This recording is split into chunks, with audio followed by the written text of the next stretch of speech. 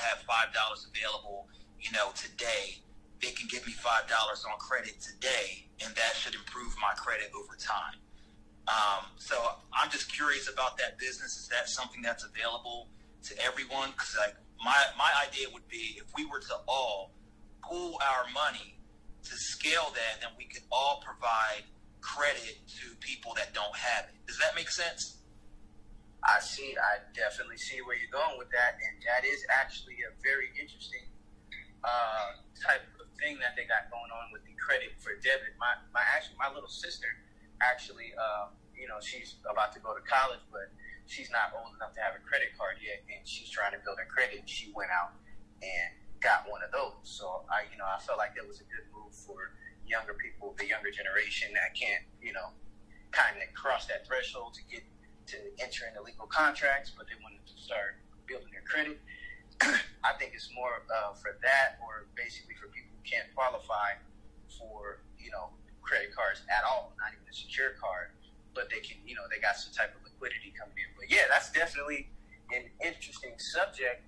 I haven't really looked into it too much, but now that you say it, that you mention it that way, I will be taking a look at that, because that could be, there's a lot of trust involved in that, but that could be definitely a way to help people that don't have credit at all.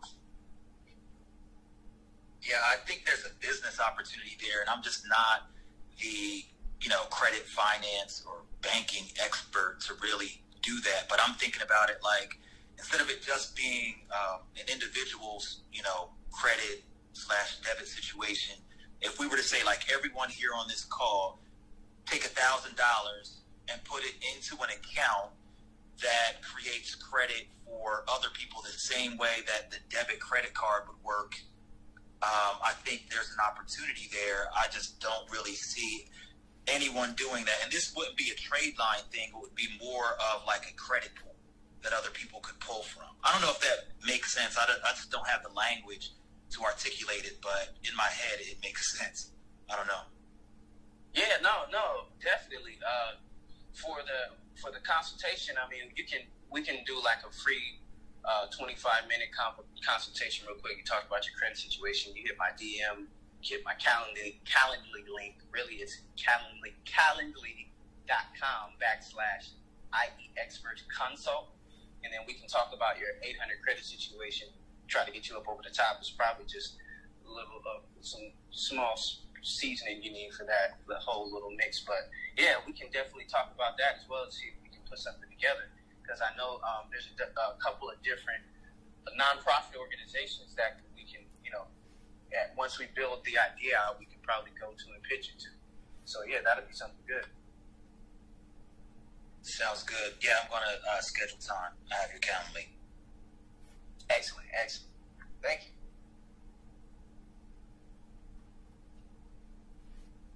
you. Is there anyone else that has any questions, comments, or concerns before I turn it over back to Imani Allen?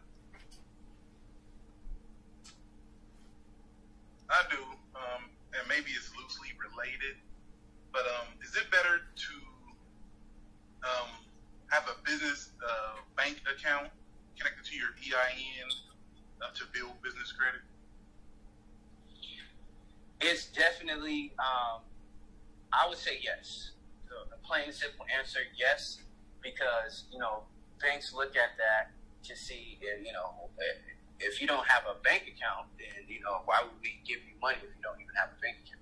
You know what I'm saying? So I would say yes, and then how long that you've had an account, that's something that banks look at as well. How long you've been a customer, business banking customer, you get different perks and privileges from that as well. So yes, it's definitely good to have a business bank account.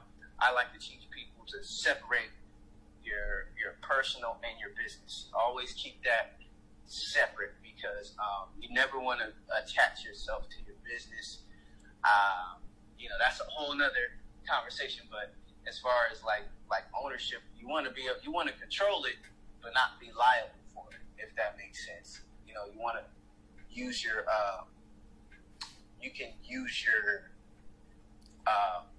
you you just don't want to be liable. You want to have the business insurance in place. I talked about that a couple of weeks ago. I think that was last week. We talked about Hiscox business insurance. Hiscox, HISCOX.com. Very affordable. What is it? I think it's like, I want to say $75 a month for over $2 million in business insurance. And they'll give you a lawyer and an attorney, fire hazard, everything that you need to be protected as a business owner. It's $75 a month, or it's $365 a year. But it's working for me. I'm using it as we speak. It's definitely working. So, but yeah, you wanna keep everything separate. Open yourself a business bank account. That definitely looks good on your business. So $365 a year is basically $1 a day for the year. Basically, something to that effect. Yes. Okay, and maybe you covered this and I missed it. I was in the shower a little bit. No problem. So, Tradelines. When you purchase a Tradeline, how long does that last for? On your credit, or is that a permanent thing, or does it automatically tell you how long it will last? It's really a permanent thing. So once you purchase a Tradeline, there's a time that depending on the how can I say, the demand for that trade, it stays on your credit as an open active account for about 6 months, and then after that it stays on your credit forever. So it won't be an open active account. It'll be paid and closed, but it'll be as part of your credit history. So you're essentially paying for something that's going to be there for forever. Gotcha. Yes, sir. Yes, sir. So is there anyone else that has any questions, comments, or concerns? We got about 5 minutes left before we close out. This might sound, or maybe it won't sound odd. What if someone interested in becoming one of the Tradeliners, I don't know what it's called, one of the people offering a line of credit for purchase with your company? Yes, that makes sense. I mean, you can hit me on the direct message, give me my DM, and then we can talk about the qualifications for that. But yes, that is possible. Cool. Thanks. No problem. And you guys, the replays will be available in our subscriptions. The Tradelines and government contracting and understanding business credit, personal credit.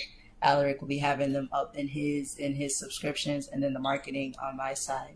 But yeah, this is great information. Like, I'm gonna go back and listen and take notes myself, cause it's come up season. Okay. That's right. And especially working at the Black Chamber of Commerce, you hear like a lot of us, we talk about, people not patronizing our business, people not, we're not able to get financing. There is a way around it. Where there's a will, there's a way. And I just want to be able to, we just want to be able to spread this information to as many people as we can for free. Get everybody kind of aligned correctly with what the government, I know that's kind of cringy to say, to get aligned with the government, but if you do what the government is asking you to do as far as, in a business sense, we're going to talk about the history of everything that, that we're covering. But this goes all the way back to 1933, where Roosevelt signed the New Deal, right? It's something called the New Deal. And the government decided that they were going to make a deal with the private sector, which is the private sector of the public, which is the people that create jobs, which are entrepreneurs and people that, open companies. You are the United States of America rewards people for having corporations, and they reward people for starting businesses, and they reward people for creating jobs, because because essentially you are helping the economy. You're helping the America's economy grow. So all the special tax breaks that are put in place for corporations and things like that, they're not hiding it from us. It's in plain black and white. All we have to do is go use it and benefit from it. Let's find out how we can benefit from it. I mean, of course, we're not going to benefit from the same tax loopholes and things that Jeff Bezos gets, because he has a whole team of experts doing just that, looking for those tax loopholes and things like that. So we're not on that level yet, but we can, on a, you know, as a microcosm of a macrocosm, we can start to implement the smaller rules that are put in place for us until we can scale up. And that's what this whole thing is about starting as, you know, creating your battery, which is your financing, which is, you know, your personal credit, and then from there using that battery. And I hate to kind of dumb it down to a battery, because it's infinite energy. It's much more than just a battery. It's your infinite energy, because you can do this for the rest of your life. You never have to be in poverty. It's all about your mindset, like what Khadijah was saying earlier. If you don't have the mindset to be able to control this power, it can destroy you financially. And so that's why we want to kind of give you the guidelines, which are the kid gloves to be able to use this information. And then once you master it, once you master the mindset, then you'll see that, you know, the sky's the limit. It's the circus in the sky. The world is your oyster. So I don't want to go out, you know, I could be on the soapbox all day, but thank you everybody again. I appreciate you guys. Your time is valuable. Something we can never get back. So hopefully I gave you guys some information. I can help at least one person today. And, you know, I'll be all right. But we will be doing the same thing, same time tomorrow. Join us. We love to see you. Thank you for coming to the room. And everyone have a blessed day. Thank you.